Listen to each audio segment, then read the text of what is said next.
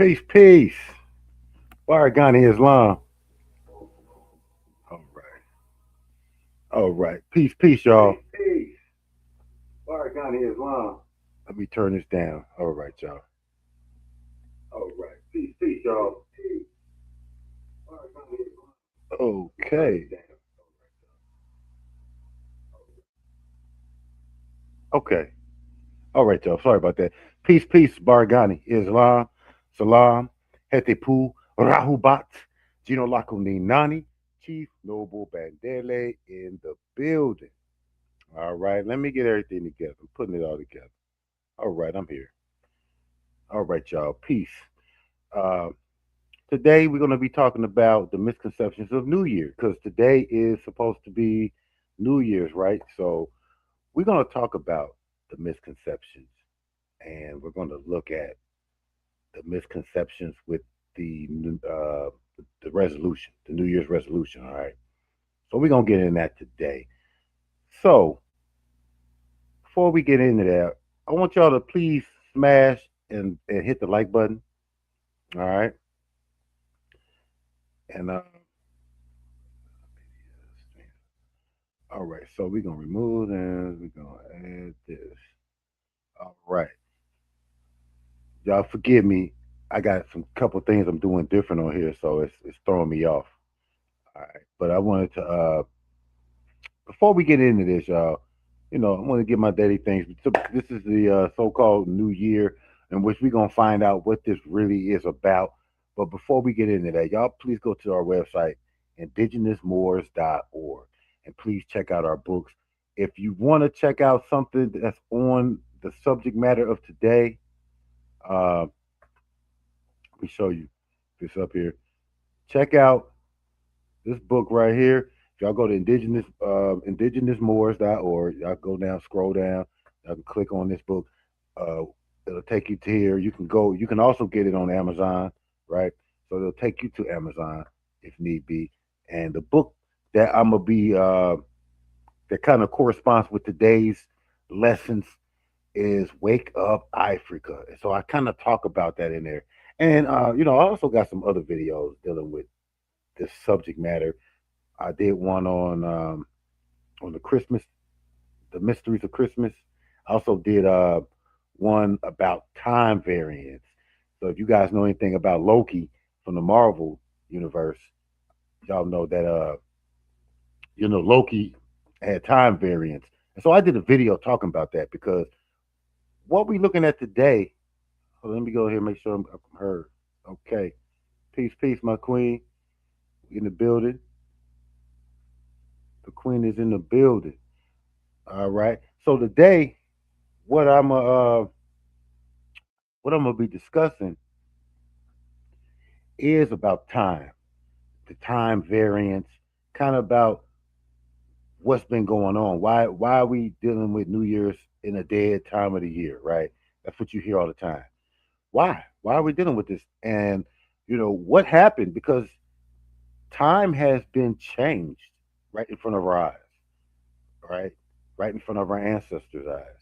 And we have no real idea of that. Okay. So, you know, like I said, but y'all check out our books. Go to indigenousmoors.org and check out some of our books.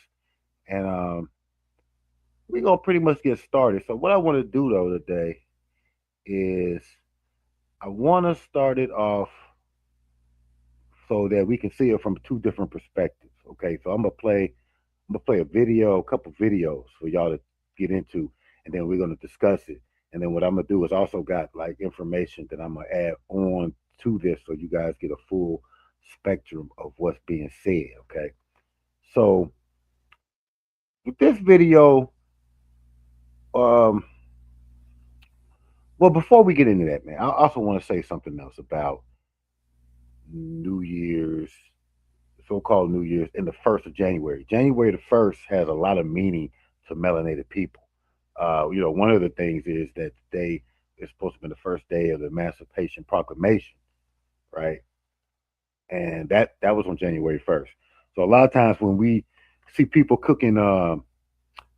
uh, cooking southern down home food like black eyed peas and stuff like that, right? That's already not really dealing with New Year's anyway. That's dealing with the emancipation, right? It's a celebration because that was the day that, at least the United States, acknowledged that slavery has to be over. So they started making that sentiment then, right? So that's one of the reasons. Another reason is, what is it, 1802, 1801, when the Haitians defeated France and became an independent country. So, the Haitians being the first melanated people, you know, post colonial time that actually was free. So they're the first so called black, or what we call melanated nation.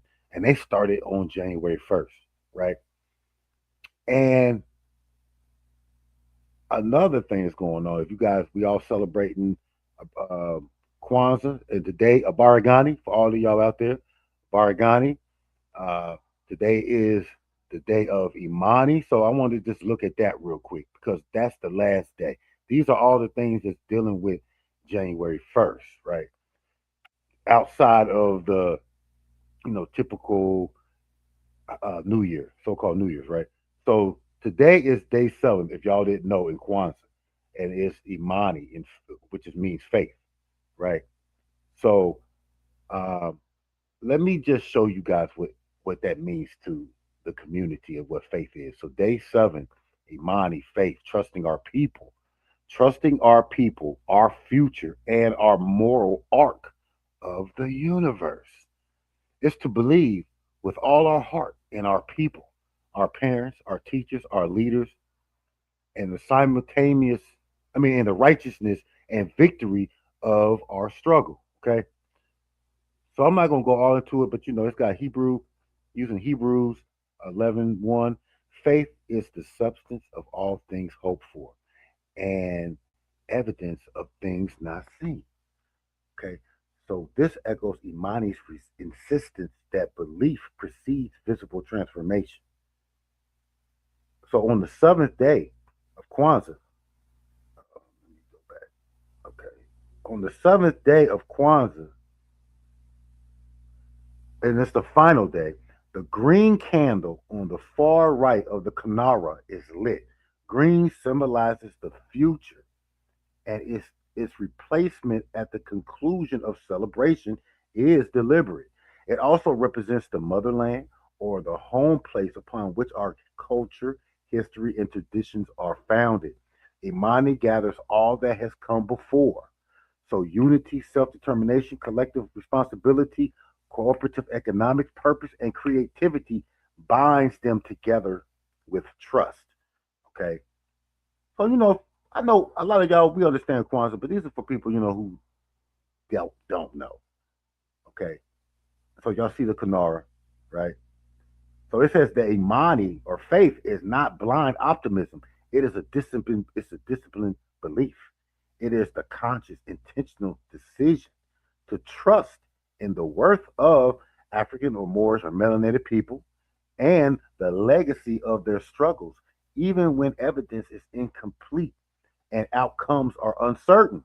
In this sense, Imani is both spiritual and practical, sustaining individuals, families, movements across generations. More importantly, Imani is humanizing. Okay. So I just want you guys to listen to that and kind of just reflect on that as today is being that energy that we're projecting for our people, that we have faith that we're going to get this together. And it's not blind faith. It's the fact that we are going to come together because we have disciplined and done the work that has to be done in order for this to come together. Okay. So that's today. That's the last day. So appreciation, bless to all my brothers and sisters who are practicing Kwanzaa and practicing these things every day of the year. Okay. So now, now, let's get back to the subject at hand. Okay. The subject at hand. We're talking about New Year's. So this guy right here is talking about New Year's resolution and the winter solstice. Okay. So what he's showing you is about what is New Year's resolution for real. Because I want you guys to realize something. want you guys to realize something. We we do our New Year's resolution. Oh, I'm gonna lose weight. I'm gonna stop doing this. I'm gonna stop blah blah blah. Right, and then 2 3 days later, we done with it. We failed. Why do we always fail when we do our New Year's resolution? Is it just that we're just weak willed, or are we not doing something right? Okay. And so what I want you to understand now, I know the winter solstice, which I did, like I said, y'all got to check out my old video that I did last year on the winter solstice. But the winter solstice has slightly passed. But the winter solstice is very key to this, all right? So what I'm gonna do, I'm gonna play this, and I'm gonna let y'all check it out. It's not too long, okay? 'Tis the darkest day of the year, the winter solstice. Tomorrow it starts getting lighter every day. Many traditions would celebrate the winter solstice, set their intentions for the upcoming year, the upcoming seasons. Look back on the past seasons, be thankful for what they had, learn from things that they did wrong or things that happened to them that weren't so positive. And as some people would say, set intentions, which I think is a more new agey, modern way of saying, of having New Year's resolutions. Some people say, I don't celebrate a pagan holiday. I'm not saying celebrate. You have New Year's resolutions, right? Guess what? Those are intentions. Those are things that you intend on doing and achieving. So what are you thankful for in the past year as we welcome more daylight in the future every day from tomorrow on out? What are your intentions for the next 4 seasons? Not the things that you want, but the things that you need. That's the beauty of the winter solstice. And no, I'm not going pagan on you, but I do realize there's a difference between pagan and heathen. Pagan are people that observed and took notes about the seasons, the sun, the moon, when to plant, when to harvest, when to hunker down. And we've given way to the wizardry of science, which has also become a religion. So some people say, well, you can't argue with science. Yes, I can. There's a lot of science today that is opinion and wizardry, ideas made up, things not proven. What are you doing for 2020? What do you need for 2020? How can you glorify God best in 2020? Rather than saying the next year, I like to say the next 4 seasons, because we go through seasons. How can you set your intentions for the next year? Do it today. Today is the day that you do that. Don't wait till New Year's. Do you need to lose weight? Not what you want. Do you need to lose weight? Do you need to eat more healthy? All right, y'all heard that, right? He said, don't wait till New Year's. Okay? Just want you to understand that. Key reason. Don't wait till now to start doing something and have the intentions of doing it. Because your New Year's resolution is not going to work when you start it now. All right? So let them keep going. Do you need to make more money? Do you need more clients? Do you feel a need to start a family? Do you feel a need to amp up your femininity if you're a woman? Amp up your masculinity if you are a man? What are your intentions for the next 4 seasons? The beauty of the winter solstice. Give thanks, set intentions with love in your heart coming from a place of joy and thankfulness. The winter solstice. The sun is coming up. You welcome the sun. It's a good thing. Just like we would use agricultural metaphors, that's what the winter solstice is all about.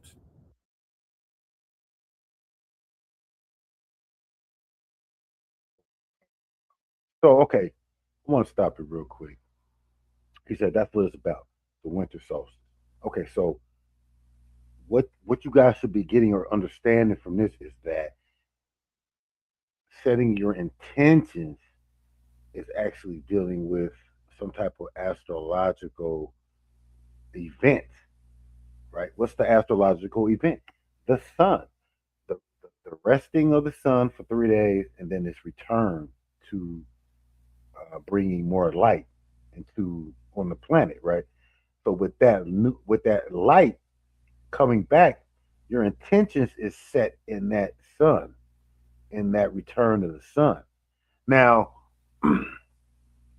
so understand this. So when you're doing it on the 1st of January, there is no real connection to any astrological event per se. Okay. It's just the first of a calendar month. Okay. So understand that, right? The fact that you the fact that you're doing it out of time and place is not in sync with the astrological accounts that's going on in the universe. Okay. So your intentions are not being received. It's almost as if somebody's saying God is not necessarily listening or not as susceptible to the change by this point in the year, right? So going on January 1st is really why it's not been effective for a lot of people. Okay. So the next video I want to show is it's our brother Raul Nefer Amen. If you guys know anything about him, I played maybe a video about his too because brother Raul Nefer Amen, or Shechem as they call him, he is very into the solstice and the intentions that the first video was talking about. The first guy was just giving the basics of that. I think Shechem is going to break it down a little bit differently and explain it. Okay. All right, so let's go to this video. All right. So I just want to open up for those people that are not familiar. It seems like in the West, we're very confused about time. On the one hand, they're saying the new year was 1st of January. On another hand, we say that it actually is changed over on the 25th of December with the solstice. And now we're dealing with the Taoist understanding that the new year begins in February. So can you give us some clarity on that and how we are to understand the Taoist perspective? Very good. Thank you so much. And I want to say blessings to the audience. Very thankful that they put some time aside to share this evening with us, exchanging spiritual information. So, if we go to Google and search for New Year's Day, throughout the world, we will find that different cultures celebrate different dates as the New Year, but it's important to get it right. You see that? You take, for example, the present calendar where January 1st, is the first day of the new year. That is not based on any planetary or solar or astronomical or geomagnetic phenomena. It's just simply a geopolitical, principle. All right. I just want to stop it there. Shechem is saying to you that the January 1st is really not built on spiritual or astrological principles. He said it is a geopolitical day. Okay, so just keep that in mind. The Roman Empire established for itself, and it has remained that way for the Western world. Ancient Egypt, for example, had about 4 or 5 different calendars, and each calendar had to do with, different, one for agricultural purposes, another calendar, for administrative purposes, and there's a spiritual calendar, which, has to do with, the winter solstices, the two solstices, the winter and the summer solstices, and the two equinoxes, the autumnal and the spring equinox. And we have to get to understanding, the thoughts behind these calendars. For example, the Roman calendar, okay, which, today uses January 1st, in ancient times, they had other dates for the new year, but it's all political and industrial and economic and so forth. So when we speak about the new year beginning on December 25th, the end of the winter solstice, we're speaking about a spiritual calendar, a calendar that is that is generated by the psychical, and bioelectrical, energy of the earth, of the planet Earth. So, we have to dive a little deeper into the subject and just not accept, the popular information and so on. Because once you understand that the winter solstice, along with the summer solstice and the two equinoxes, have to do with the man's psyche. It tracks the ups and downs, the cyclical events happening in your psyche and your spirit. Then it is very, very important to understand and put this calendar to use in your life. And meaning that if I base, my spiritual work on the Western calendar started by the Romans, where January 1st is the first day of the year, has no reference to my spiritual and psychical, life. Even though, people are making resolutions on January 1st or December 31st, people are making resolutions, for a better life, to act better. But that calendar has no references, makes no references to the dynamic changes going on in the spirit and the psyche. So it is of little value. We find, for example, that, the Babylonians, followed them by the Romans, were the first people, as far as I know, that that instituted the practice of, resolutions at the new year. But at least the Babylonians would spend 2 weeks of meditation and rituals and ceremonies to cultivate their psychical and mental, functions, okay, to truly bring about a change in behavior and so on.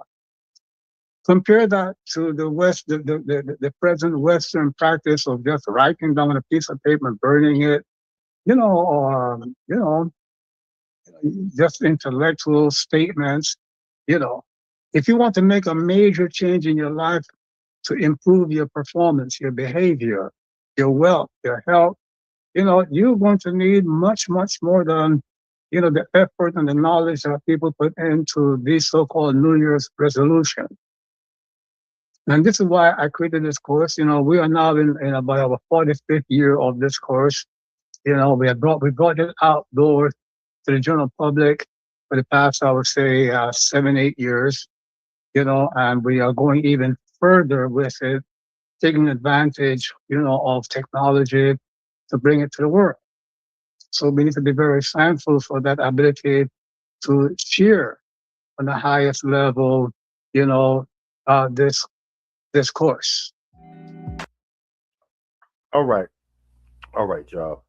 So, with that being said, what I have here, right?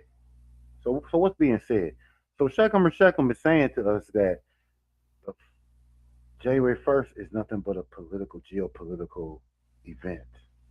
Okay, that if you're going to have a New Year's resolution, that the New Year's resolution starts during the spiritual year. Okay, so understand that there's always been more than one calendar, right? It seems like in this time we only deal with one calendar, but in ancient times, in times before, they had several calendars for different things. So one of the things you got to understand here is when we're talking about New Year's resolution, we're really talking about what we need to do on a spiritual level. And if the spirit has,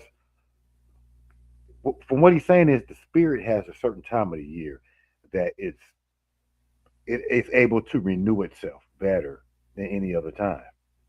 And he was saying that in the winter and in the summer solstices, these are the key points when you can change things spiritually, right? Where dealing with the first of the month of January, it's a dead time. This time is waning, okay? So, I wanted to share that. So let me see. Let's get let's get back into this, right? Let's get back into. All right. So what I want to do now is I am going to show you guys about January 1st. You guys don't believe it. I know you know something ain't right with this day. I'll just be out here celebrating, following whatever.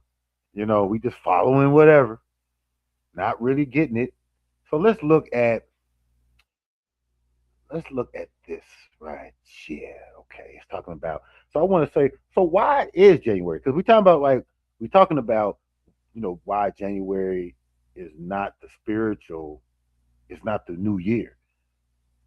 So, but we like, well, why are they using it? They say it was a geopolitical reason why January 1st is the new year. So let's look at what he's talking about because Shechem made mention of Babylonian, the Babylonian calendar, and then falls into the Roman calendar. All right. So I'm gonna do my diligence. We're gonna run through this, y'all. I hope y'all rolled up. I hope y'all got your stuff rolled up, and y'all we about to take some lessons. About to get these lessons, get this work, okay? Let's make it. Let's get it. Okay, so it say why January 1st became New Year's Day after centuries of calendar wars, right? So look, let's look at this. It says today the fact that January 1st marks the beginning of the year may seem a truth universally acknowledged. At the stroke of midnight, January 1st, right? The ball drop, whoop, whoop, whoop. Okay. People exchange well wish, kisses, toasting, you know, all that, you know what I mean? So they're saying, however, it has not always been that way, right? Indeed, people have been changing the way used for marking time for centuries, drawing up different calendars. Okay, do y'all understand what the word calendar comes from? Let me pull this up. I think I got it already. Let me let's pull this up. All right, calendar. All right, so let's get back. Let me go back to where I was at. All right, so it's saying that uh, in the Western world, the origin of New Year's festival can be traced back to what? Ancient Rome. So let's delve into the history that has led us to celebrate the beginning of the year on January 1st. Let's look at this. Ancient New Year days, agriculture, and worship. So, do understand that too, that New Year had a lot to do in the physical form. It has a lot to do with uh, nature. the ability to, grow food with agriculture, the ability, okay? So a lot of times when they set up calendars in the first place was so that they could use a marker or timing to be able to grow their food, okay? So it says in ancient civilizations usually followed the agricultural rhythm of preparing the soil, right? Harvesting the crops to mark time. In an act of worship that echoed the world's creation and celebrated the cyclical nature of life. People held New Year's festivals in the spring. Do you hear that? Do you hear that? Oh, my thing always sticking. Hold on. It says, hold on. Hey, it went all the way back. Okay. It says right here, people held people held New Year festivals in the spring. Hmm. We've talked about this before, people. Spring is the most logical time of year that people would have a New Year festival. It's because they would be the beginning. Spring is the rebirth, the beginning, right? So spring. Now it says New Year's festivals in spring when the land begins to stir, showing signs of renewal. So after the inactive winter months, a new cycle of planting and harvesting could begin. All right.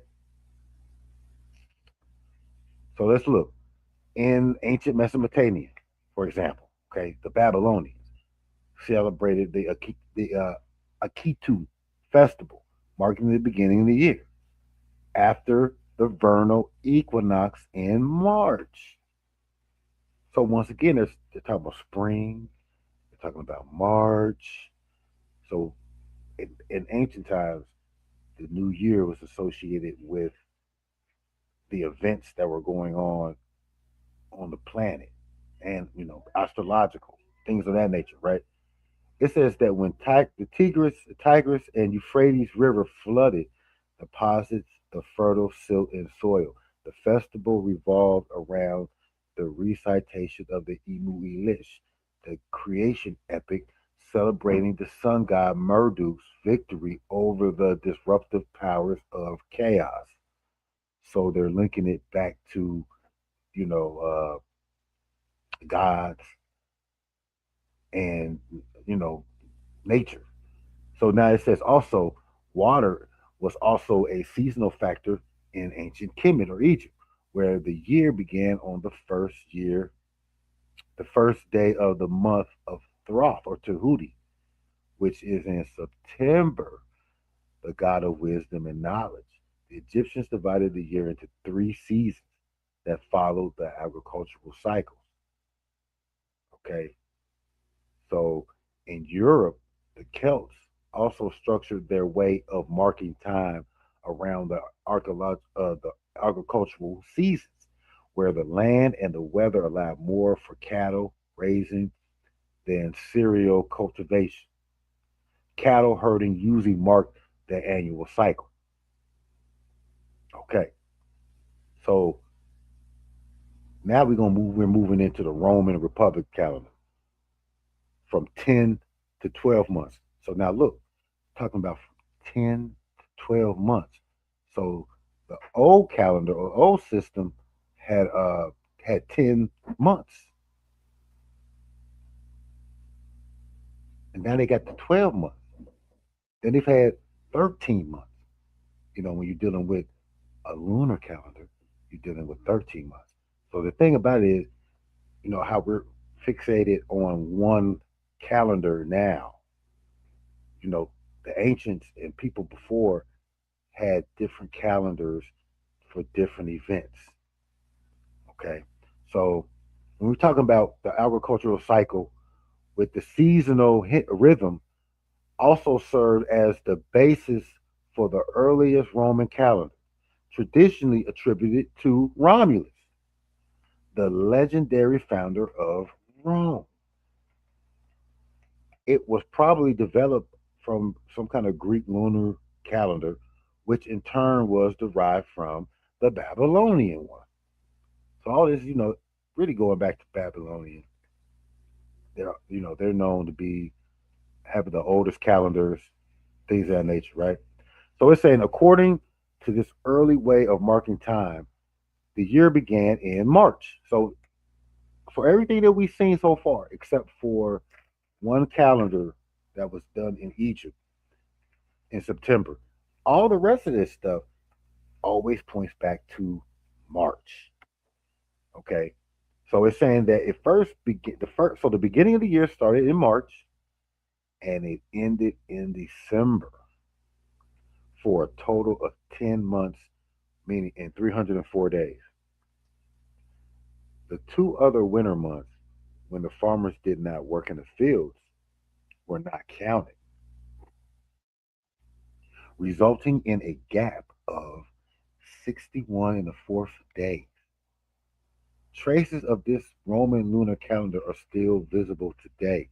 September from the Latin word sept, meaning the seventh month. Octo, October, Latin for eighth.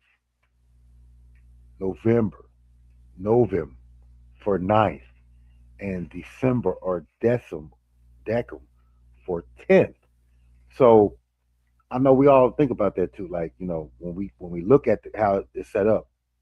So right now we just left December, which really was the 10th month. So these 2 months right now that we're going into, which is what will be called January and February, were really not counted. They didn't count those days. Those 61 days, they didn't count them. So there was no January and February, right? So there was no Janus or January for this. These were just months that really. So this season, even even when you look at it, this season wasn't even counted. So the season that we call in the new year really didn't count for anything. It was not looked at as relevant to uh, you know anything. You know what I mean? It's like because when the farmers weren't working the field, basically they was relaxing, or they had all their stuff that they had come up with before in those 10 months. Now those 2 months they just living off of, waiting for the winter to subside. Okay, because really that's what was going on in the winter. In the winter is dead months. Okay, so now you got these dead months. They're gonna relax. Okay, so let me see something. Let me see. Let me see. Let me see.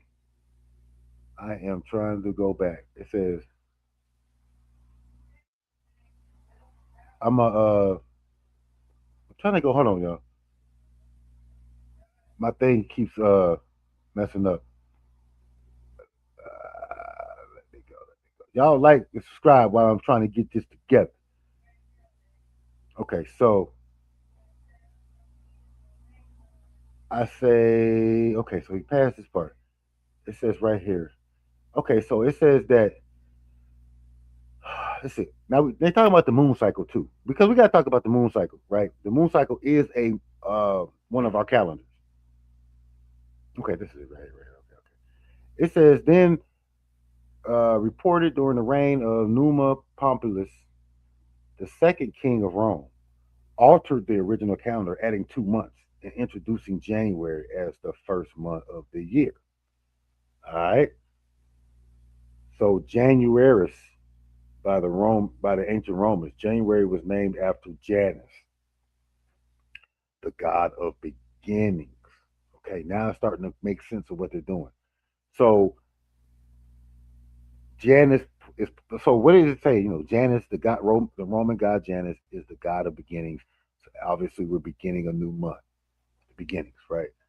So this is where you start to see the formulation of that. Okay, um,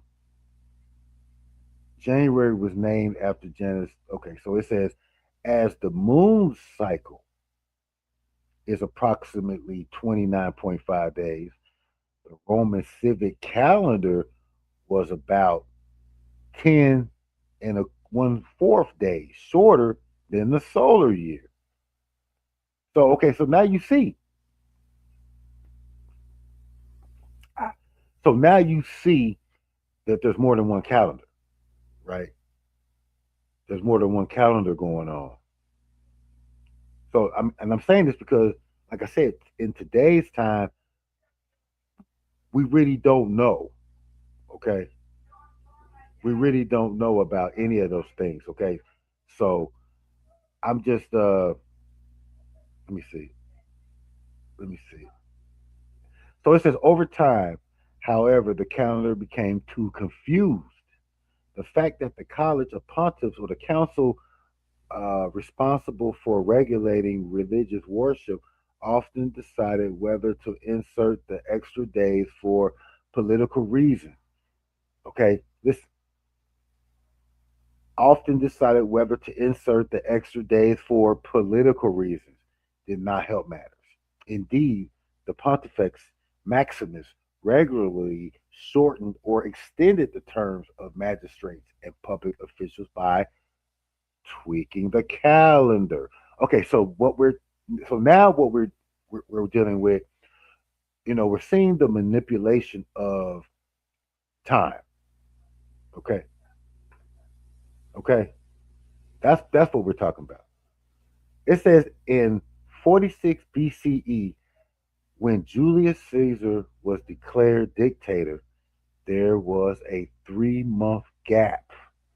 Wow. You hear that? A 3 month gap between the lunar calendar and the seasons. As a result, that year, the calendar harvest arrived well before the farmers had collected their annual crops. Okay, harvest festivals did not come in summer, nor those of the vintage in autumn.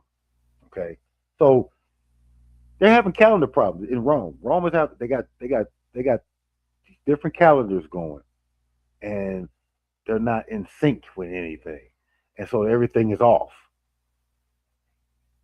You see what I'm saying? Everything is off. So now we talk about Julius Caesar, right? So in order, so so so to order the hopelessly confused civic calendar in 46 BCE, known as Ultimus Annus Confusionis, or last year of confusion, Julius Caesar established a new, clearer dating system, the Julian calendar. Okay, so Julius Caesar. So that's where we get the Julian calendar.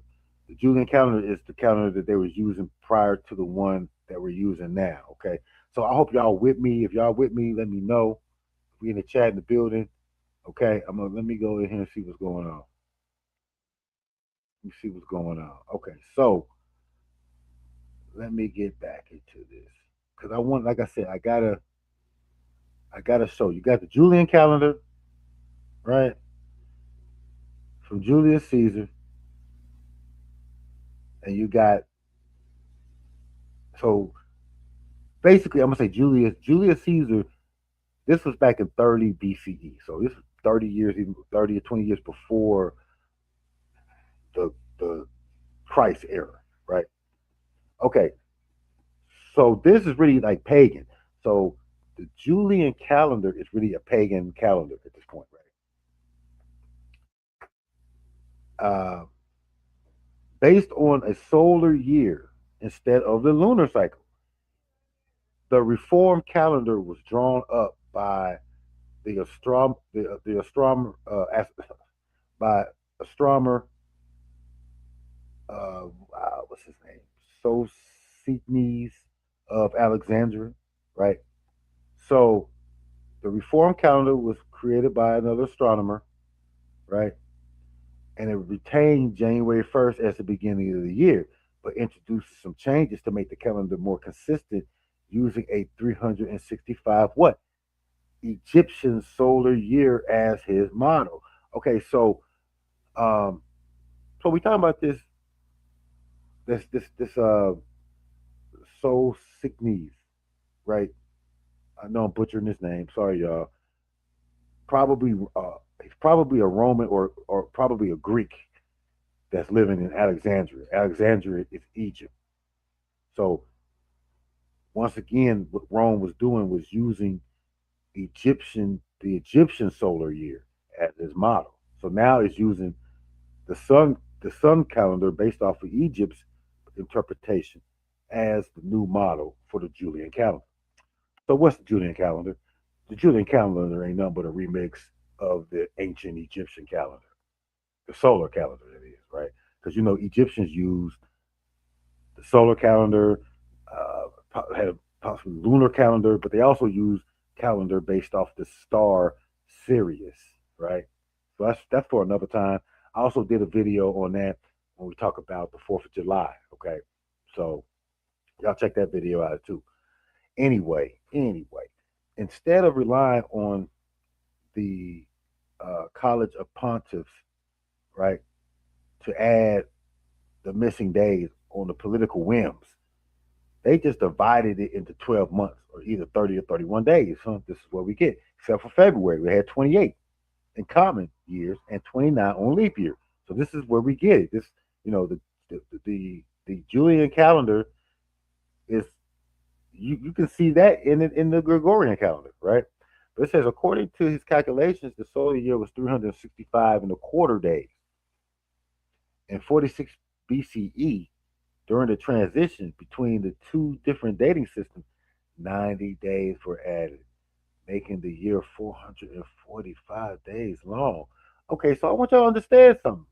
I'm just saying, like, look, so when we talk about years and things of that nature, we got to realize that it's just a concept, right? The new year is just a concept that has been manipulated many times, right? And this is just one of the times. This ain't even the last time. We're talking about uh, Julian calendar. We ain't even got to the other calendar yet, right? And I'm gonna make this quick because I do want to get some other stuff in. All right, so the New Year's Day in the Middle Ages, a pagan festival. So now we're going to the Middle Ages, and mostly now it's not pagan no more. Europe is mostly Christian at this point. By the 13, 14, by this time, 1300s, 1400s, Europe is now a predominantly Christian Catholic society, not pagan. So even with that, you're going to have a change in the way the calendar is going to be perceived. So it says in the 5th century, after the fall of the Roman Empire in the West, many regions in Europe replaced January 1st as the beginning of the new year with dates more aligned with the leading religion of the time. Okay? So it says by then, Christian leaders are already voiced their disapproval with what they perceive as pagan tradition. Okay? So we're seeing, pagan understanding concepts of the year being replaced now with Christian concepts of the year. Okay? So I'm just showing you like where did January 1st come from? Okay, it says in the Middle Ages, then the tradition of welcoming the new year on January 1st gradually fell out of use. Some countries like England replaced it with what? March 25th. So you see, you still see this correlation with March again. Okay. Now it says that that day is the feast of Annucation, Annucation, or the commemoration of the angel Gabriel visit to the Virgin Mary. So I, the Christians is trying to get away from pagan traditions, but they're still copying pagan tradition because their March 25th was already by the pagans before them already was deemed as the first day of the year. So all they were doing, the Middle Ages, was going back to more pagan ways, but they added Christian concepts to it instead. So you see what I'm saying? March 25th has always been somewhere about spring in the beginning of the year, but now they call it the feast, right? And talking about the visit from Angel Gabriel to Angel, Virgin Mary, announcing that they would conceive Jesus. So what they're doing is they're putting their traditions on already older pagan concepts. Check. It says that by the 16th century, it became clear that the Julian calendar could no longer be relied upon to set the correct dates for the most important Christian feasts. Okay, so once again, what we're having is it's a concept of the Julian calendar being pagan, and it's not set up for Christian, the Christian system, starting with Easter. So for the Christians, Easter was most important. Now, when is Easter? Easter is usually in what? In our time, it's usually in March or April, right? So it's somewhere in between that time. It's usually somewhere, usually after March 25th or something, right? This is, what I'm saying. So we, the Christians, were setting up their whole thing based on March, April as well. Okay, so I'm trying to show y'all something. March, April. So now we're going to the Gregorian calendar. What the Gregorian calendar is, before I even get into this, the Gregorian calendar is the Christian's answer to the pagan Julian calendar. All right. Look, Pope Gregory. Okay. So we know we're talking about the Pope of the church. Julius Caesar was the leader or the head or emperor or whatever of Rome. But remember, Rome basically changed into Catholicism. So now instead of having an emperor, you got a pope, which is the religious aspect of Rome, right? But it's been Christianized. So now that you got Christianity on the scene, the Julian calendar, the pagan stuff is out the door. So it says the synchronization problem between the Julian calendar and the solar year was due to the slight miscalculation error. It said that year was a bit more than 11 minutes longer than the Earth's orbit around the sun.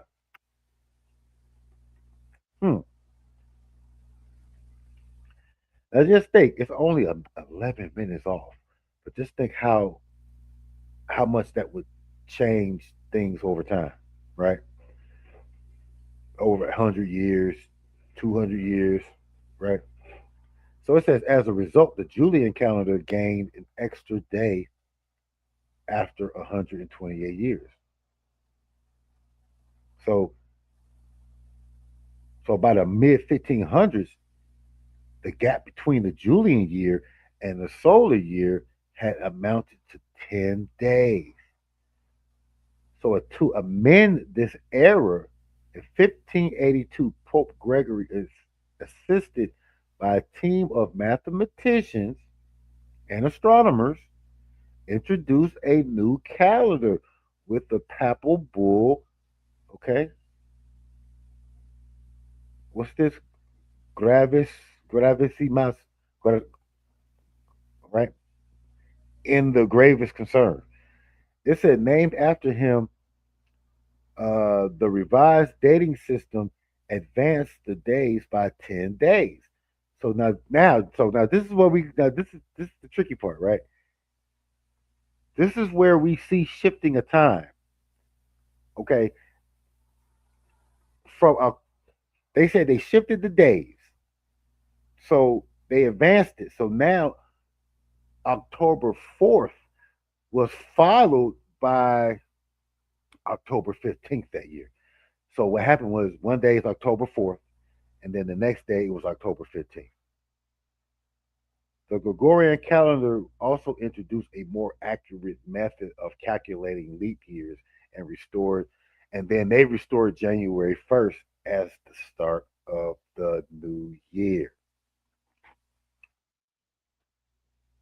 So as you can see, there's been a changing from March, March being the beginning of the year. Then they added January, and now January became it. Then it went back to March. Now it's back to January. So the Gregorian calendar reintroduces the first day of January, right, of the new year. So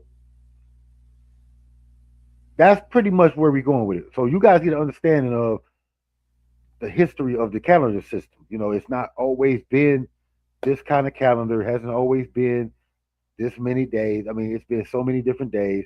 And so what they're really trying to show you is that over time, the Gregorian calendar is probably supposed to be the more accurate calendar compared to what, is, going on. You know what I'm saying? Like it's the most accurate compared to the solar reading, okay? The solar calendar.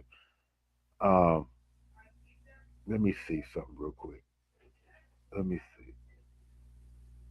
Let me see something real quick.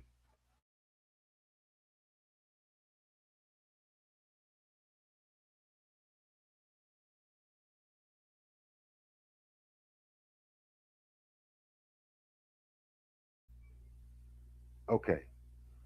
All right. All right. So, with that being said, we're gonna keep going. We're gonna keep going. All right. I gotta. It's so much to this. So okay. So now that we read that, now what I want you to understand this too is that what we're talking about when we're talking about time, we're, it is known because y'all think this is some playing around. It is known as the old style and new styles. Okay, so that's what I want y'all to understand. The When we talk about the Julian calendar, the Julian calendar is the old style, and the new style is the Gregorian calendar. So let's look at this because y'all might not even understood that. Like they got this is how it's really set up. The old style OS and the NS new style indicate dating systems before and after calendar change, respectively. Usually they refer to the change from Julian to Gregorian, as enacted in various European countries between 1582 and 1923. I want y'all to understand something. When when the Gregorian calendar was created, everybody didn't switch automatically. The world, or even the known world that was under that, didn't switch to Gregorian calendar. Okay, and that's what we're gonna see in a minute. Like there was a lot of, I gonna say, confusion, but basically it is. It's a lot of confusion. We don't really even understand. Like I say, we don't even understand that they had changed the system in calendar, and that there might even be people possibly alive today that just switched over to the new style. All right. So it says let's look at this. So like we said, this Gregorian calendar was basically instituted between 1582 and 1923. So we're talking about 300, 300 plus years it took for European countries to all come under Gregorian calendar. That's a long time. Okay, so it says before as well as after the legal change, writers used the dual dating convention to specify a given day by its giving its date according to both styles of dating. Right? It says in England, Wales, Ireland, and Britain, American colonies, there were two calendar changes. Here we go. The first adjusted the start of the new year from, like we said, March 25th to the first to the January 1st, a change which Scotland had made to 1600. The second discarded the Julian calendar in favor of the Gregorian calendar, skipping 11 days, calendar for September 1752 or so on. Hold on, let me see something. Let me see something else. Can you hold on?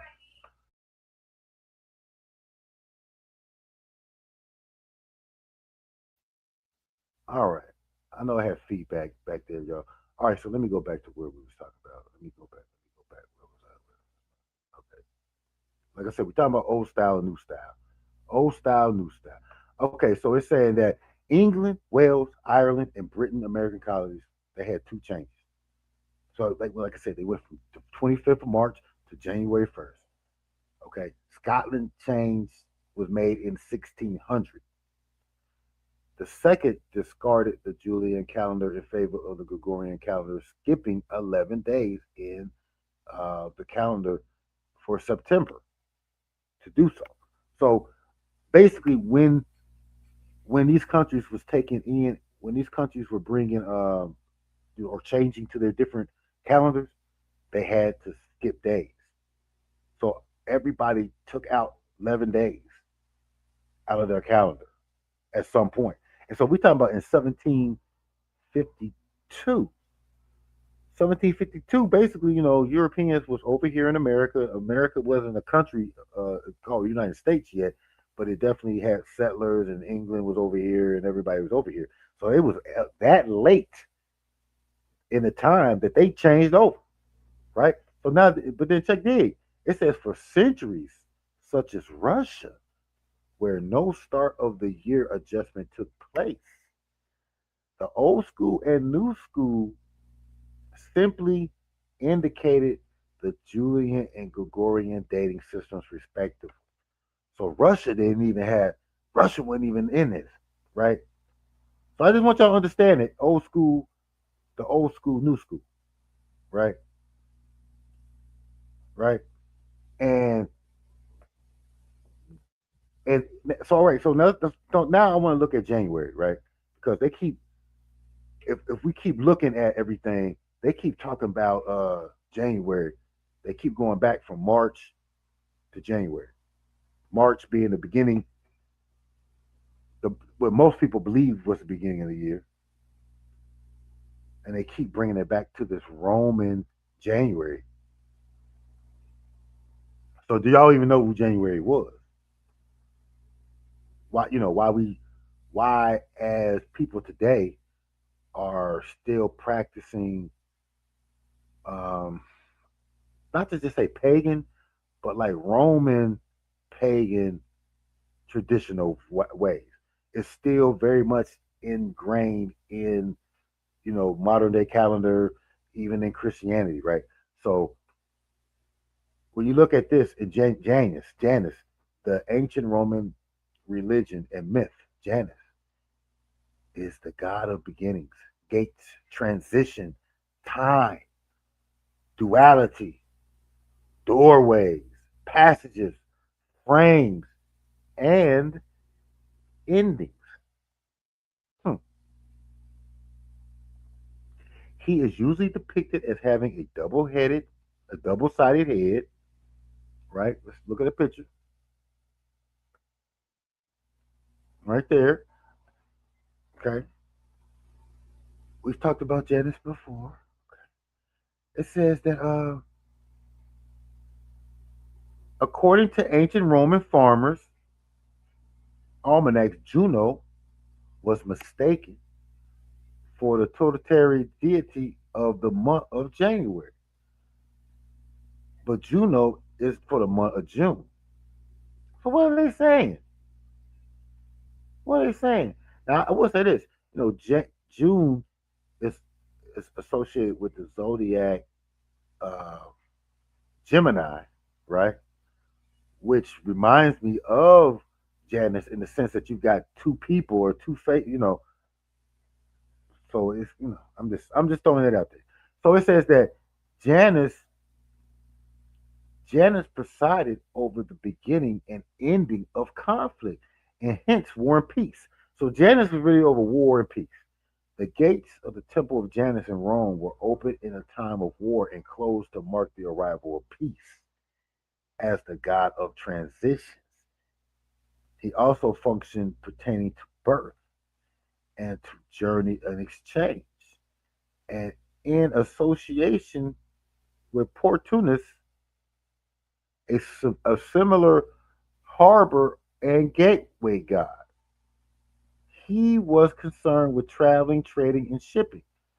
So Janus, being Janus is the god over beginnings, you see a correlation. Um, oh shoot, let me see. Hold on. Janus, okay, so I'm going here. Janus had no flaming or specialized priests assigned to them, but the king of the sacred rites himself carried out the ceremonies. Janus had an ambiguous presence in religious ceremonies throughout the year. As such, Janus was ritually invoked at the beginning of each ceremony, regardless of the main deity honored in any particular occasion. Okay, so like Janus for being the gateway god, open the gateway, the opening to portals, things of that nature. Okay, so now this is interesting because if being that Janus is really about not just beginnings, but we're talking about portals and doorways and openings, right? What are we really provoking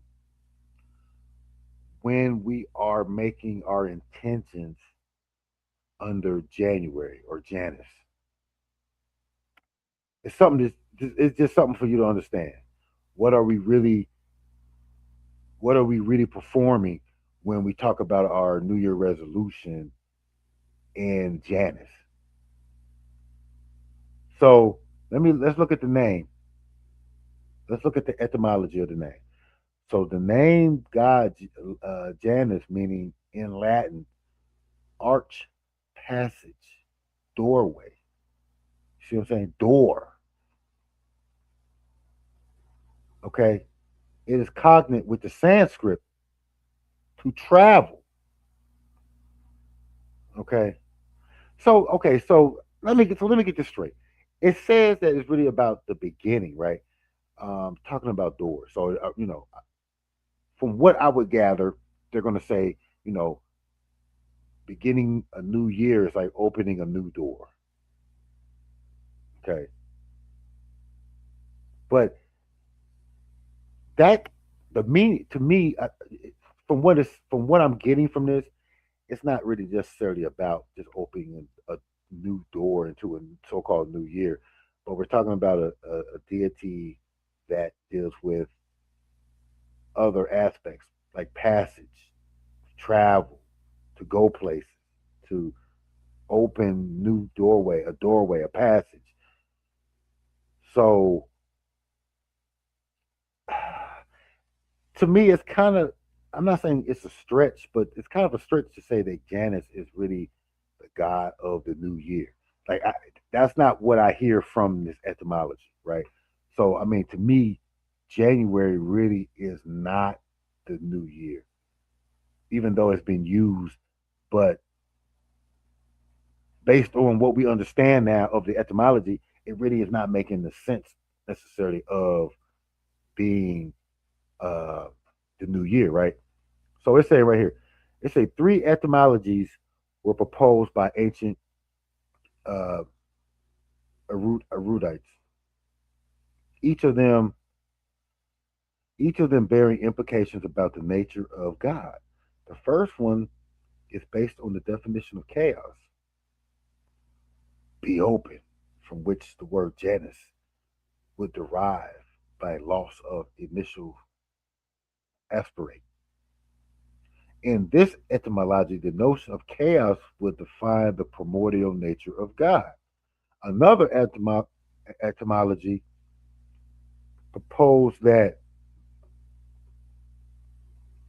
Nigidus Figulus, as related to Macrobius, yeah, that Janus would be Apollo and Diana by the addition of the D for the sake of euphony. The explanation has been accepted. It supports the assimilation of Janus to the bright sky, the sun and the moon. It supposes so so I'm hearing this, and it's not really. Tell me if it's not to me. This does not show that in that way, right? So let's look at the third one. The third etymology, which explains the name in Latin, dwelling from the verb to go, is based on the interpretation of Janus as the god of beginnings and transitions. So so I mean that's the best you're gonna get from Janus is that it's the beginning of beginning of transition. So I could see why, in the sense that people would use that time of the year maybe at the beginning of the year. Okay, but it's not clear that this is what really she is. Okay, so it says right here, while the fundamental nature of Janus is debated in modern scholars, view the god's function may be seen as being organized around a singular principle, presiding over all beginnings and transitions, whether abstract or concrete, sacred or profane. Interpretations concerning God's fundamental nature either limited to or this general function to emphasize a concrete or particular aspect of identifying him with light, the sun, the moon, time, movement, the year, doorways, bridges, etc., or else see in the God a sort of cosmological principle,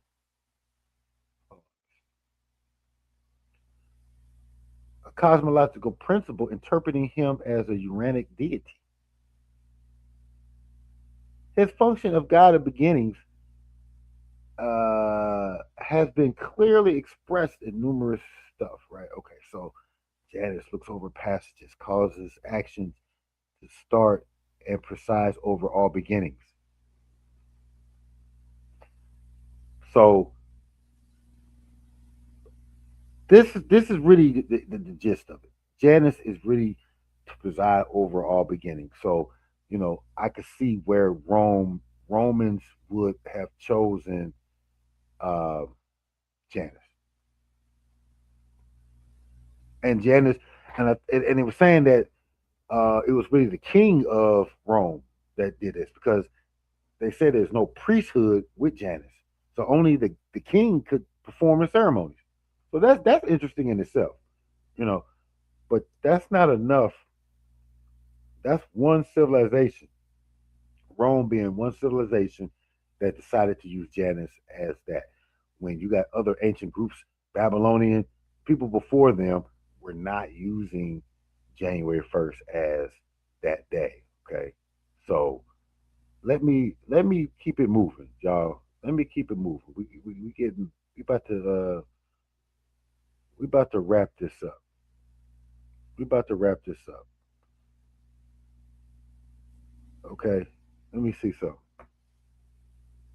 Let me see some. Uh, I did have something else that I wanted to get into about it because, like I said, the calendar. What we got to understand about the calendar is that it's not set in stone. That there is not. Um, there hasn't been just a. It has to be this many days, or it had to be this. The calendar has been so malleable. It's been changed so many times that where we're at today, things are always mixed up, right? And so we're so focused on January 1st being that day because of the traditions of Rome and how they've used it. But we forgot about when people used March, March and April as the beginning of the year. Uh, I didn't get into it, but April 1st, which is called April Fool's Day is really the first beginning of the year, right? They changed it, right? They changed it. All right, so one more thing I wanted to get into before I jump up off of here, because I know y'all ready to chill out. You know, saying the blunt is gone. If y'all got to light it back up and like this video. All right, so what I really wanted to do is, uh,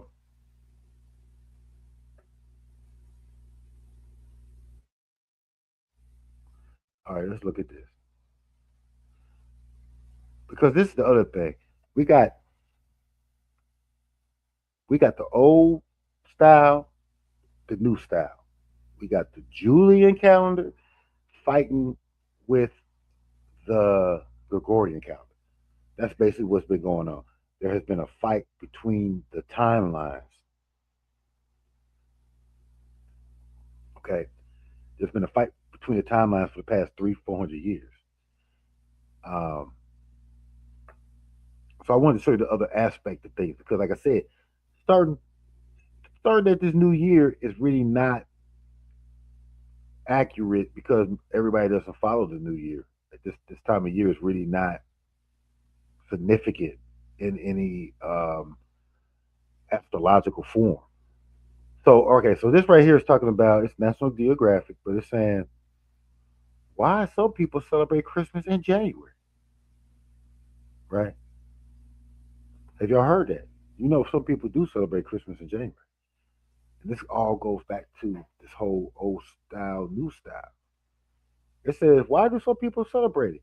It says thanks to a decision made 400 years ago. Not all Christians observe the holiday on December 25th. That's another thing. You know, people say Christmas is supposed to be on the 25th.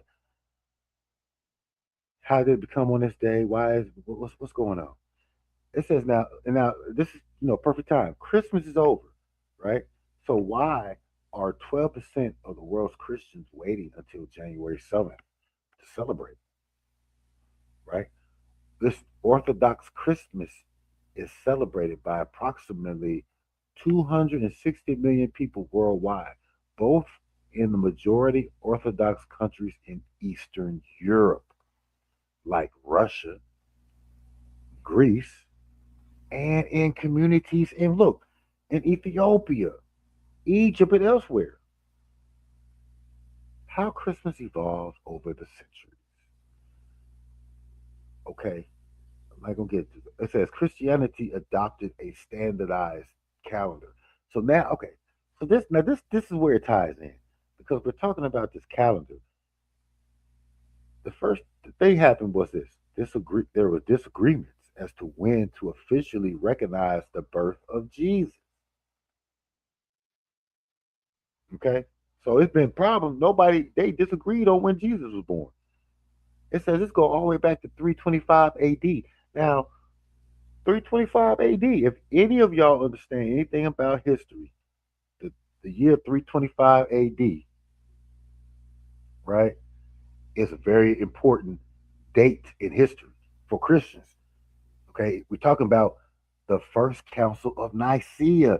This is where everything starts for Christians. This is where the foundation for the concept of what we know is Christianity comes from this first council.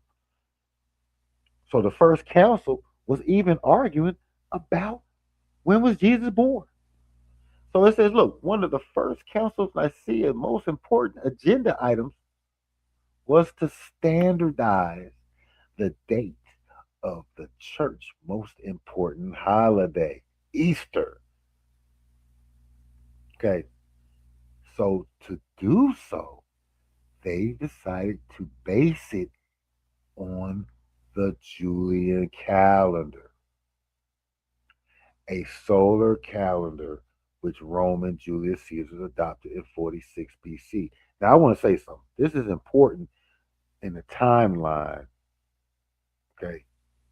Because you're talking about 46 BC. So this 46 BC, Caesar did this before uh, before the, the before the Jesus concept came into being, right? This would have been like 46 years before what they're saying Jesus came. So the Julian calendar would have been the calendar that the Romans was using when Christianity came into being. So whenever they said that Jesus was crucified or born, would have been based off of the Julian calendar. Do you understand what I'm saying? Okay. So it's saying that it was on their advice. Okay, so we all know about all that stuff, right? We know why the Julian calendar was created, but the council, the first council of Nicene, decided to keep it based on the Julian calendar. So Easter follows behind the Julian calendar and also follows behind the Hebrews lunar calendar. If that makes sense. I might be going ahead of myself, but I'm going to break this down. When we talk about Easter, Easter always follows after the Passover. The Passover is a Hebrew holiday, meaning that it's based off of the lunar calendar for the Hebrew. So if Jesus was always coming, if the story is that Jesus was crucified after the Passover, then they have to link it back to the lunar holiday of Passover. Check. And it's laced over with the Roman Julian calendar. Check. Now look, okay, which we understand that that calendar was used to attempt to clean up the lunar calendar. So now that we got that clear, okay, so now it's saying that Christianity had a great calendar system, right? They had a split. That split is what we're talking about. The, the, between the new style and the old style and the new style. So it says in 1582, the dates of important Christian holidays had drifted so far away that the Pope was concerned. He convened a group of astrologers to create the Gregorian calendar, right? We know that, right? But this is what happened. So the Pope and the Catholic Church created that calendar, but the Orthodox Church disagreed with it. So the Great Schism of 1054, it split into its own arm of Christianity. After centuries of mounting political and doctrinal difference, the Orthodox Christians do not recognize the Pope as the leader of the church. They reject the concept of purgatory and disagree over the origins of the Holy Spirit. So the Orthodox and the Catholics, they got issues. They don't agree on, and they don't take orders from each other. They don't recognize each other's authority as the head of the church. So following Pope Gregory's course correction would have meant accepting the occasional overlap between Passover and Easter, a move that went against the holy text of Orthodox Christianity. So the Orthodox Church rejected the Gregorian calendar and continued to rely on the Julian. Okay? It said it stayed that way for centuries, and the calendar's drift continued. By 1923, there was a 13-day difference between the calendars, putting the Orthodox Christmas 13 days after the 25th. So, resolving the Orthodox calendar crisis. That explains the existence of two Christmases. But how did the Orthodox churches address the ongoing calendar crisis? So in 1923, a group of Orthodox leaders met to hash out the issue, held in Constantinople, which is fitting.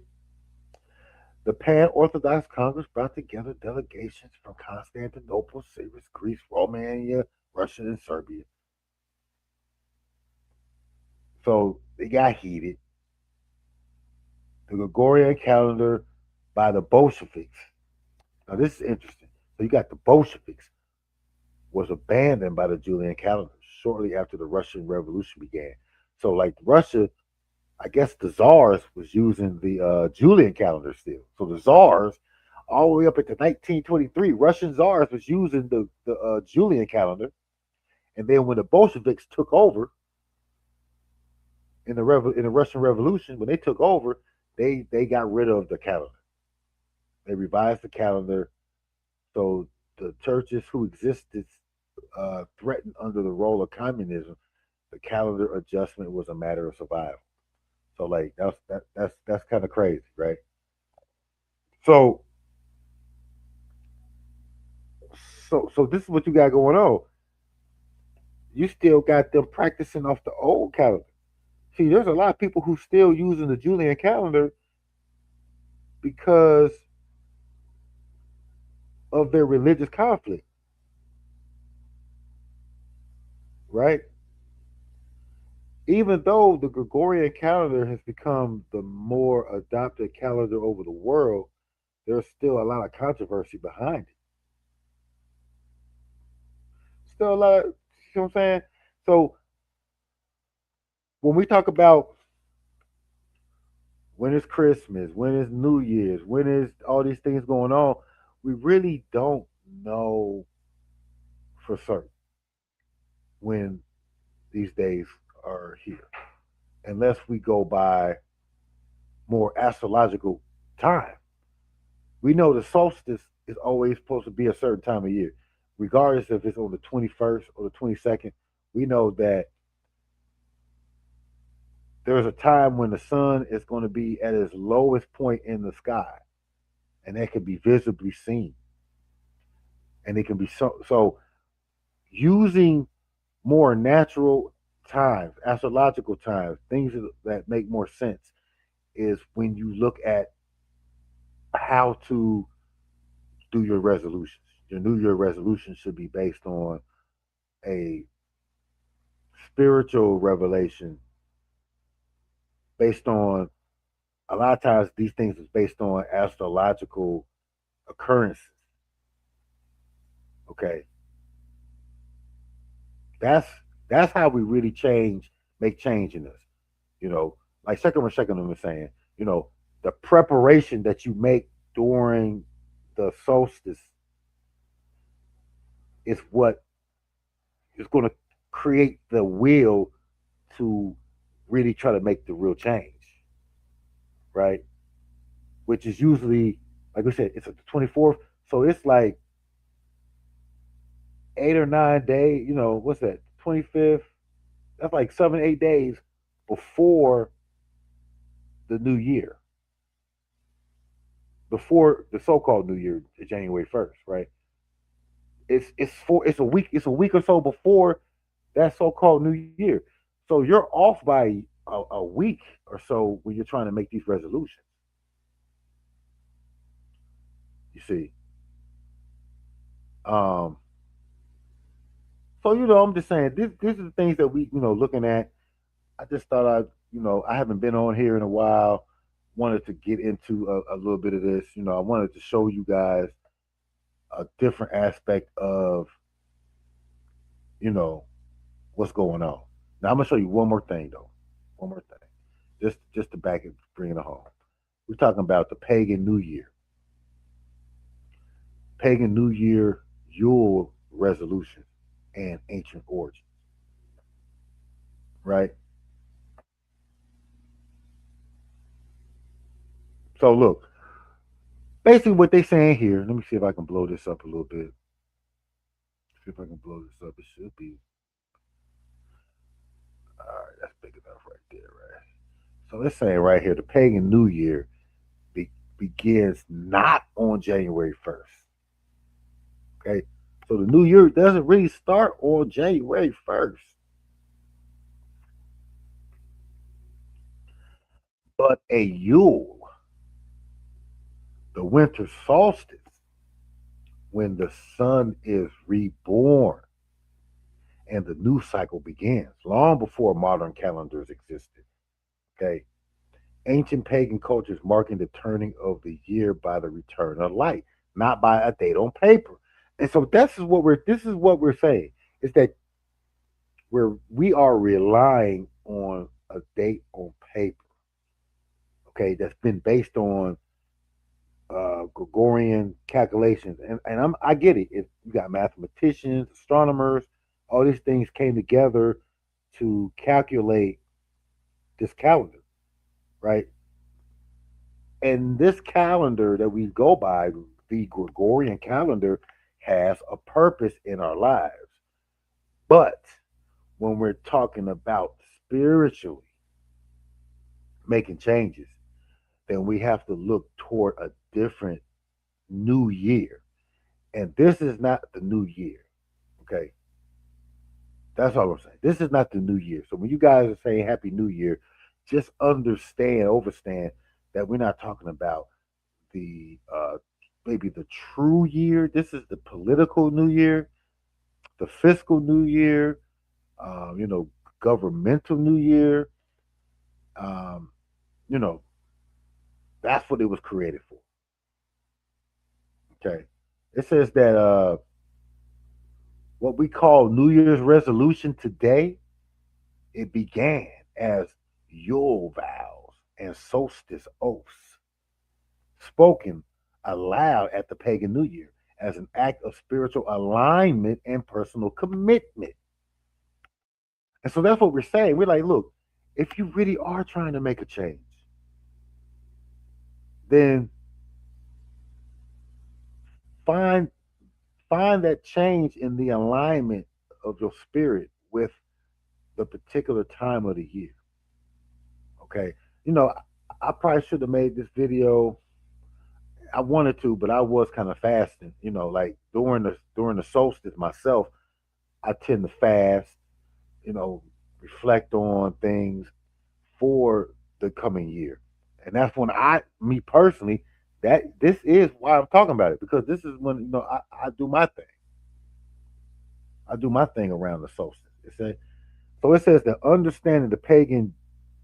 Oh, I hate when it keep doing that. Oh my goodness, I hate when it does this. It says understanding the pagan New Year changes how we view resolutions. You see what I'm saying? This is so. I mean, I gotta get into that. You know what I mean?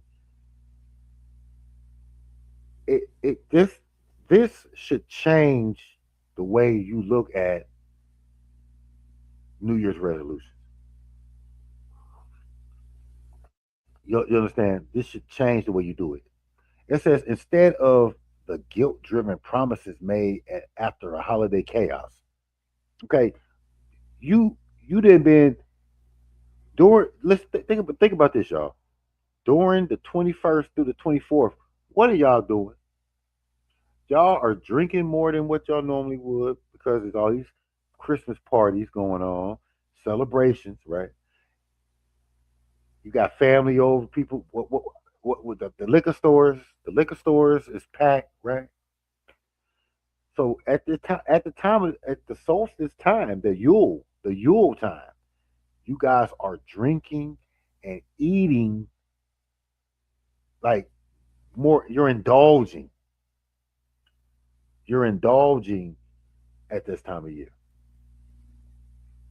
You're not focused on your spirit.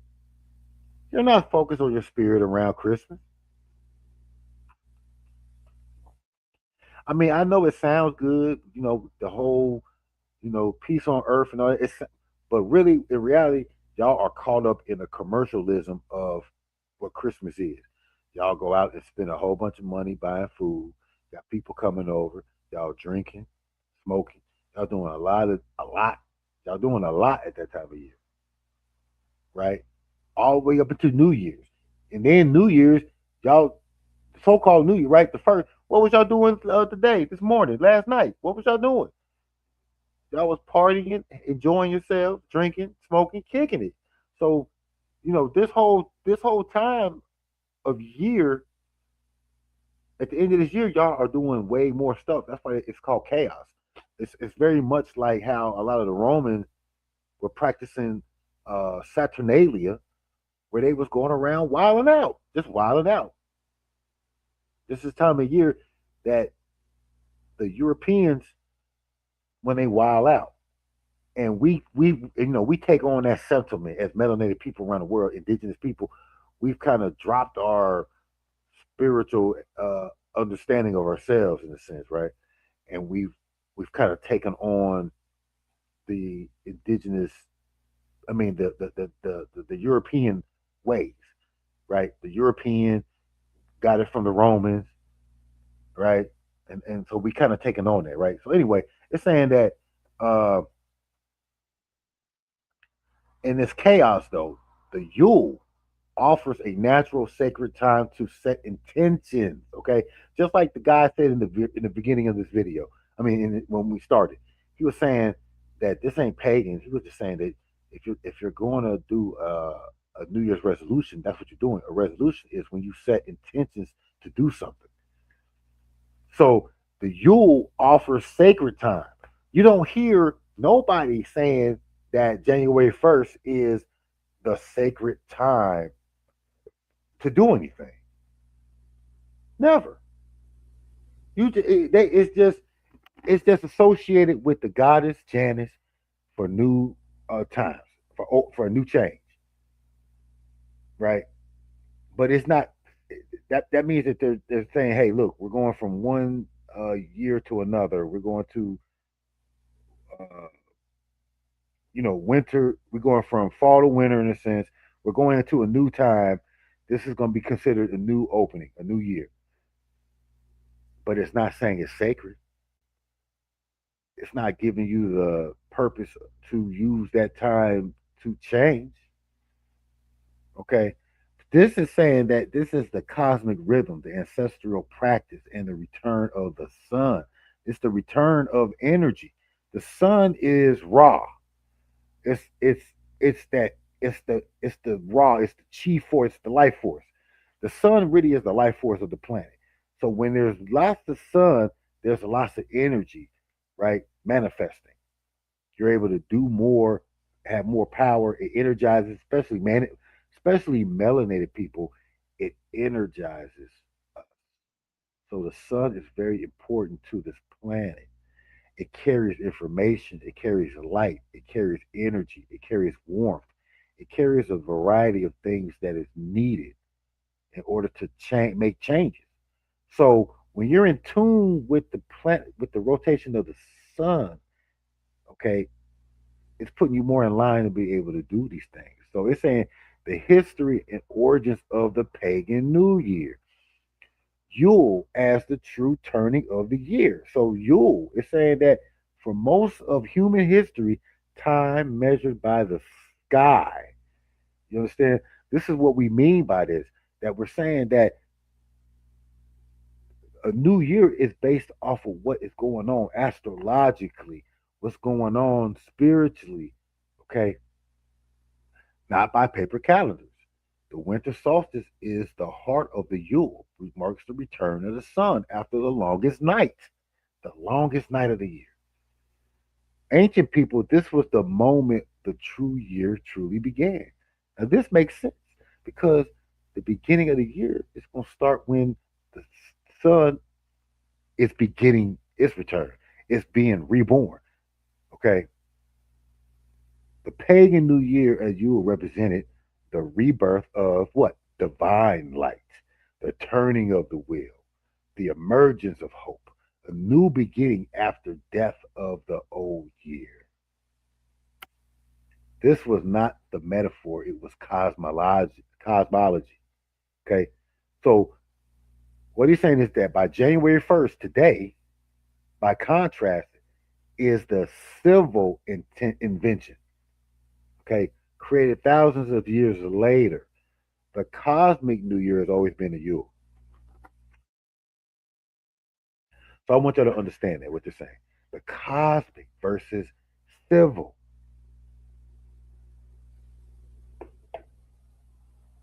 Okay. for Druids, if y'all know the Druids and the Celtics, these are pagan.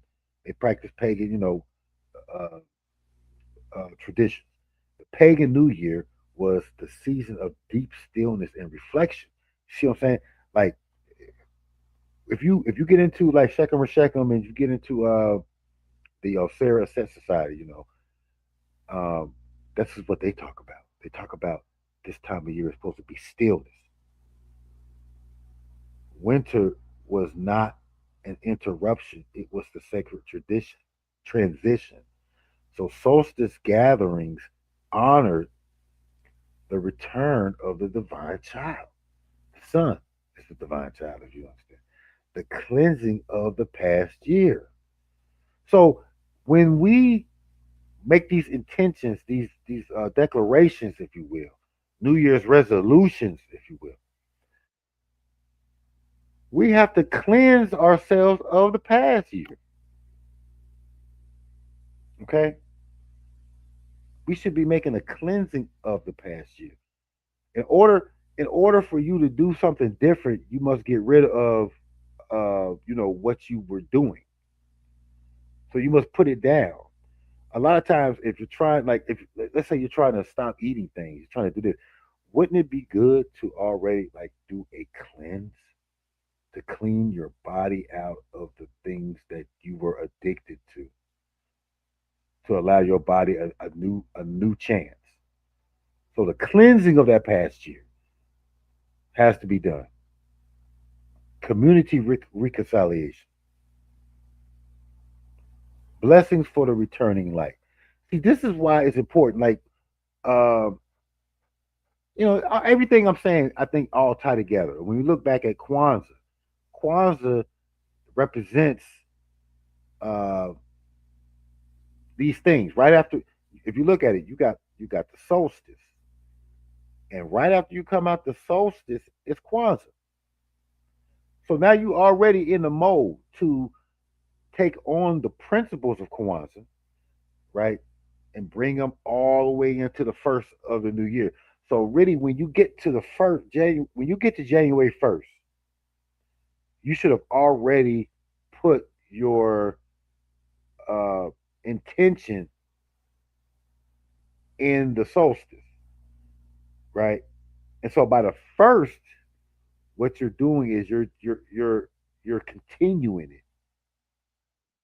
You're bringing it into this so-called civil new year. You're bringing that energy into that. If that makes sense to you guys, I know you like, man, what is this dude talking about, right? All right, so, um, all right, where was I? Where was I? Okay.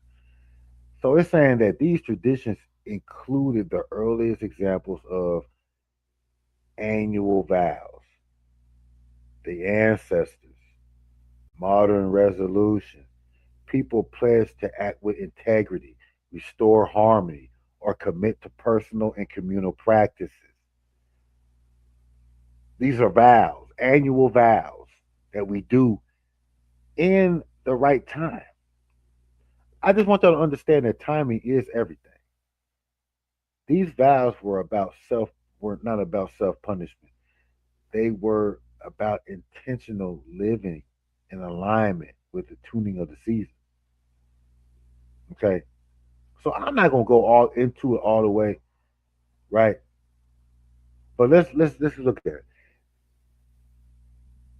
Let's tie it all together. Even Northern Europe, Babylonians made yearly promises in their New Year festival long before Rome existed.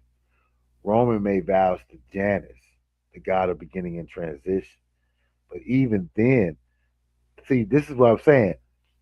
Like, this is what we talked about. Even though they use Janus as the god of beginning and transitions, it says, but even then, Rome originally started the year in March, aligned with the agricultural season, not January.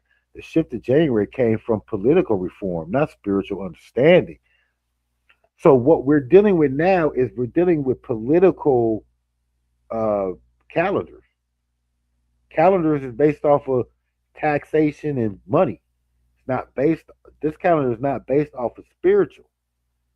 So that's what you gotta understand. We don't live in a spiritual society based off of the alignments of time and space. We're based off of, I hate to say like pseudo religious beliefs, okay, that have lost their meaning of which come from pagan ways, right? Um, so it says, thus the pagan New Year endured in practice, even as calendars change. Why is it important today? Recovering pagan, and I want you to understand when we talk about pagan, man, we just saying that it's non-Christian.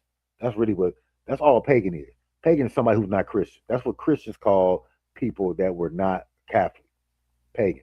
Oh, they're pagan. They don't practice Christianity. And all this was this and these things were before Christianity. You know what I'm saying?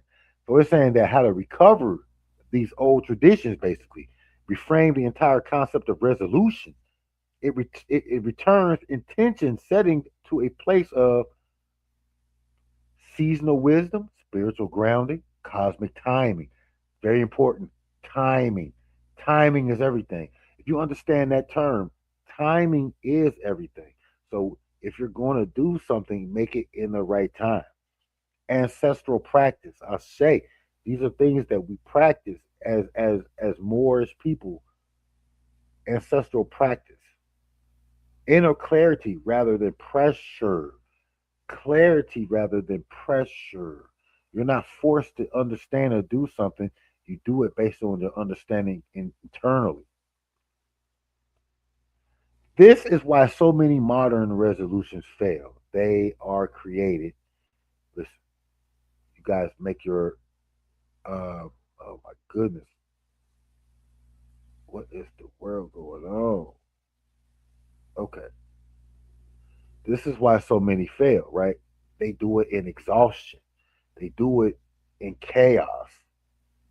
At the end of holiday stress, out of guilt or pressure. So you're doing these things. You want to resolve things in your resolution based off of very weak or really not cosmic or divine reasoning. You got to understand something. You got a will. Your will does these things. Your will it, if you will, into existence. So the will has to be cultivated. But what we often do to trick our will is we scare our will into doing something based out of guilt or pleasure or pressure. So we're gonna stop smoking cigarettes because you feel guilty about, secondhand smoke. You feel guilty that you might be killing yourself. You're not gonna be here for your children, right? So you're doing it out of guilt, not necessarily out of it's the right thing to do, right? It says at the end of holiday stress, like we said, you've been eating more than you normally have. You've been eating a lot of things that you normally would not eat when you're around family, friends. You go out partying. Well, not party, but like I said, you got, like, for example, people at work. What do people at work do? People at work bring in all kind of sweets, all kind of crap. They bring into the work office, and people are eating all these sugary products, right? Eating all this heavy food, right? You're eating more than what you normally would. You're eating in excess, so your body is under a lot of stress because you've been doing a lot, right? So these are reasons why your resolutions fail. It says none of this matches the natural energy of beginning. At the Yule, however, the world is quiet, reflective, sacred, ready for rebirth. You see what I'm saying? The sun at the solstice Okay, I want you to understand this. At the solstice, the sun for 3 days is not moving to the eye. We can't see it move. For 3 days, it stands still. That's the quietness. That's that's what you're listening for. You're waiting for the sun to rest, to be quiet. This is when you reflect, basing your movements off of the cosmos.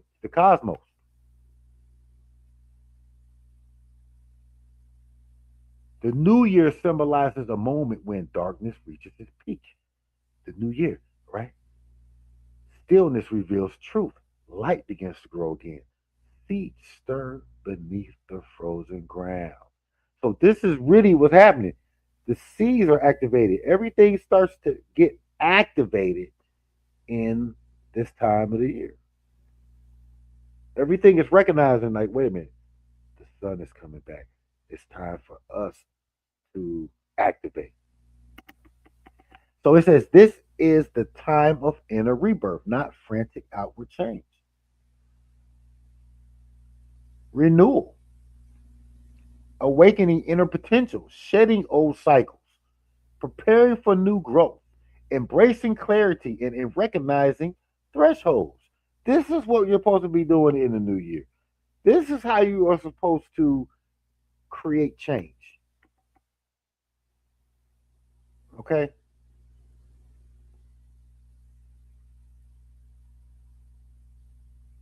Okay. Now I'm not gonna get into this because y'all, they got their own ritual. You guys may have your own ritual, whether you're using your Bible for your strength, or Quran, or different things. But what you got to do is just realize it's not about the pagan. It's about using the energy that was recognized by pagans. See, pagans recognize, they recognize the planet and the stars and the cycles. They recognize that. And so what they did was they observed it and over time began to understand it and harness the time and the time. And these things were taken away and removed and lost during the the basically I say the Christian takeover. Once the Christians took over society, they they dismissed a lot of this energy and everything. They dismissed the the new year. Okay. Um so I'm not gonna get all into it, like I'm not gonna get into it. You guys can look this up, okay? But really, this is what they're talking about. They're just talking about the energy that is needed to be used at the time of solstice, right? And uh, like I said, I know that the solstice is over per se, but what we have to understand and realize is that we have to do a lot of work to manifest our New Year resolution. Okay. And even if you're going to do your New Year resolution this year at this time of year, just understand why it may be difficult, and not to give up, to stick it out and just to work a little bit extra hard. And then when it's time for the summer solstice, that you might take that time because this is the height of the time. The sun is at its height. The sun is the longest day of the year is in the summer. And so that has a significance as well. So really just start preparing at those time of year. Even if you're trying to do your New Year's resolution now, just realize that you really gotta focus on the right times of year to do that. So I hope you guys, got something out of this. Like I said, it is what it is, man. I appreciate y'all during the year. Um, if you guys want to donate anything to it, put it down there. And also, if you want to, if you need to go to the website, you can donate on the website as well on indigenousmoors.org. Check us out. We are here for you. Um, and that's really all I got to say. I appreciate y'all. We're bringing in the solstice energy, bringing into this political 2026. Knowing, not to get into that, but 2026 represents one. So we're starting over number one again this year. So it's going to be a lot of change this year in the sense of we're starting over. So we're going to see a lot of things change this year, in this next 300 something days of the solar calendar. We're going to see a lot of change, right? So appreciation, peace, and blessings. I hope you guys got something out of this. I know it's a lot. Maybe just go and study this a little bit. But I'm gonna get up out of here. I'm gonna check up with y'all later. Peace and love.